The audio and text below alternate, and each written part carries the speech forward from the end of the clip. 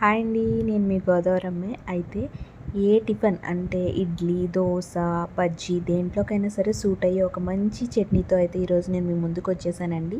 దానికోసం టమాటో, పచ్చి కొబ్బరి, మిర్చి, కరివేపాకు రెడీ చేసి పెట్టుకోండి.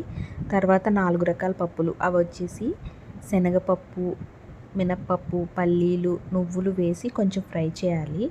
ఆ తర్వాత కొంచెం కరివేపాకు వేసి ఫ్రై చేయండి. అవి బాగా ఫ్రై అయిన తర్వాత మనం ముందుగా కట్ చేసి పెట్టుకున్న పచ్చిమిర్చి అయితే యాడ్ చేసుకుని ఫ్రై చేసుకోవాలి. దాన్ని మిక్సీ గిన్నెలోకి తీసుకోవాలి. ఇవి చల్లారేలోపు మనం కొంచెం కొబ్బరి, టొమాటో కూడా ఫ్రై చేసుకుని అయితే పక్కన పెట్టుకోవాలి. దాంట్లో లైట్గా పులుపు కోసం అని చెప్పేసి కొంచెం చింతపండు కూడా యాడ్ చేసుకోండి. ఇప్పుడు దాన్ని బాగా ఫ్రై చేసుకోండి. పక్కన పెట్టి చల్లారిన తర్వాత అన్నీ కలిపేసి మిక్సీ పట్టుకుంటే మన 4 రకాల పప్పులతో చేసే అద్భుతమైన కొబ్బరి చట్నీ అయితే రెడీ అవుతుందండి.